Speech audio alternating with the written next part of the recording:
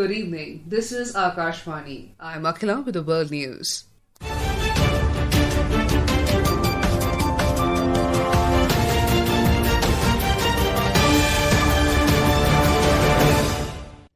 The headlines. President Draupadi Murmu reaffirms India's commitment to rules-based international order, calls for appropriate representation to global community at United Nations.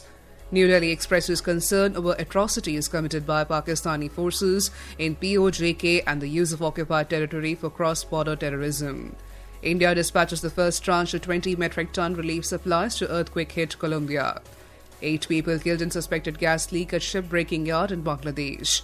First test of 2-match series between India and host Sri Lanka to begin tomorrow in Gal.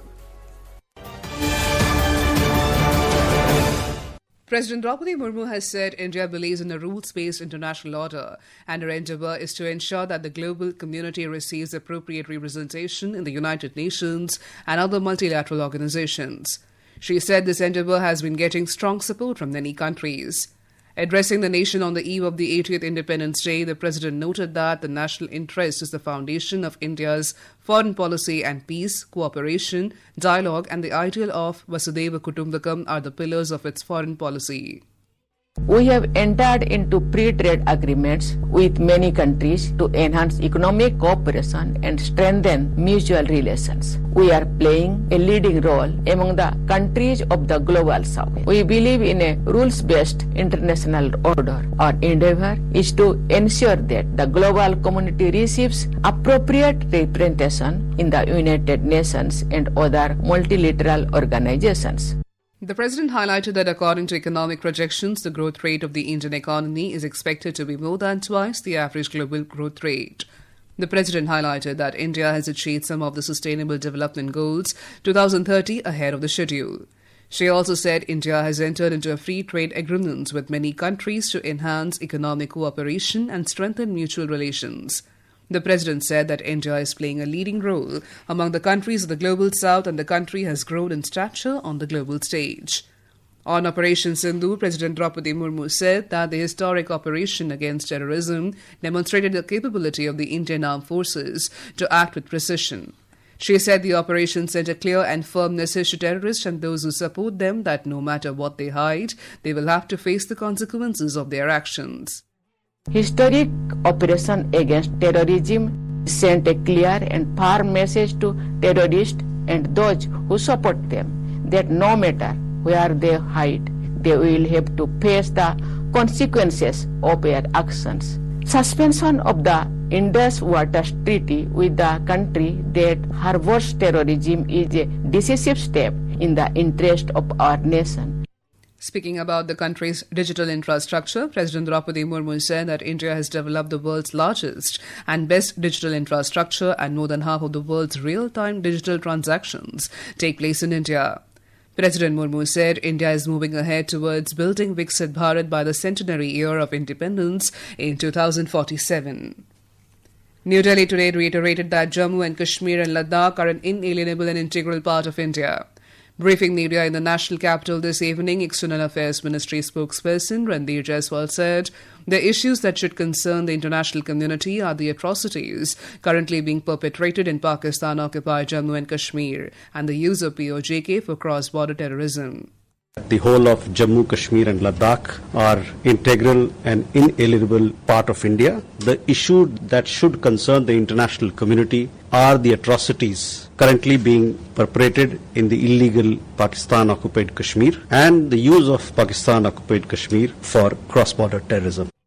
Replying to another query, the spokesperson said India has extended an invitation to Prime Minister of Bangladesh, Tariq Rahman, for a bilateral visit.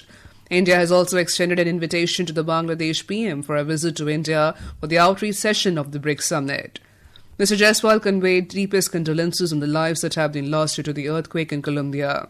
He said India dispatches first tranche of 20 metric tons of relief material to the country today, which includes medical supplies, medical equipment and several other items that are helpful for post-earthquake recovery. Earlier in a social media post, External Affairs Minister Dr. S. Jaishankar said that India stands in solidarity with the people of Colombia during these difficult times. Protests were reported from several parts of Pakistan-occupied Jammu and Kashmir, with demonstrators demanding fundamental rights, accountability for reported killings, and an end to alleged restrictions on civil liberties. Around 100 people have been killed by Pakistani forces during the ongoing unrest in the occupied territory.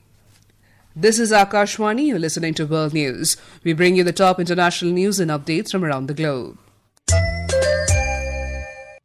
8 people were killed in a suspected gas leak at ship breaking yard in Bangladesh today.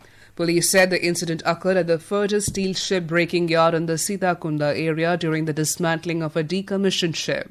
Several other workers were injured in the incident. Authorities are investigating the cause of the gas leak and whether adequate safety measures were in place for the workers at the yard. In Japan, at least 6 people have died after torrential rains lashed eastern region from yesterday till early this morning, triggering widespread flooding.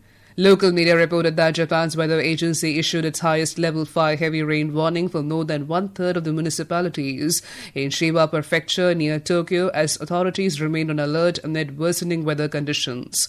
Transportation was disrupted due to rains in Chiba and several parts of Tokyo, resulting in commuters being stranded on roads. Romania has begun a controlled shutdown of the second reactor in Cernavoda nuclear power plant as severe drought continues to affect much of Europe. Plant operator Nuclear Electrica said scorching temperatures and weeks of below average rainfall have pushed the Danube River to record low levels. The conditions forced the plant to shut down its first reactor in late July this year. The plant accounts for around 20% of Romania's electricity generation when operating at full capacity. Meanwhile, country's Ministry of Energy has said that country's electricity needs can be met through alternative sources and imports following the shutdown of the second reactor. In China, a gas outburst has occurred at a coal mine in Liaoyun, Yunnan province, leaving 7 people missing and 1 person receiving emergency medical treatment. According to local emergency authorities, 52 people were working underground when the accident occurred today, while 44 have safely exited the mine. Rescue operations are underway and the cause of the accident is still under investigation. A high-stakes trial by spin amidst rising temperatures awaits Shubman Gill-led India when they take on Sri Lanka in the first of the 2 tests at the iconic Gall International Stadium tomorrow. The encounter marks a milestone moment as the picturesque coastal venue plays host to its 50th test match. However, beneath that backdrop lies a desperate scramble for the World Test Championship survival for both subcontinental teams. Indian Grandmaster R. Pragnananda bounced back from his previous round defeat to secure a convincing victory over Dutch player Horden van Foreest in the 4th round of the Sinkfield Cup. The win took Pragnananda's tally to 2.5 points from 4 games, placing him in a share of 2nd position in the 10-player 9-round tournament. And now, before we close, here are the highlights of the bulletin. President Draupadi Murmu reaffirms that India's commitment to rules-based international order, calls for appropriate representation to global community at United Nations. New Delhi expresses concern over atrocities committed by Pakistani forces in POJK and the use of occupied territory for cross-border terrorism. India dispatches first tranche of 20 metric ton relief supplies to earthquake-hit Colombia. 8 people killed in suspected gas leak at ship-breaking yard in Bangladesh. First test of 2-match series between India and host Sri Lanka to begin tomorrow in Gall.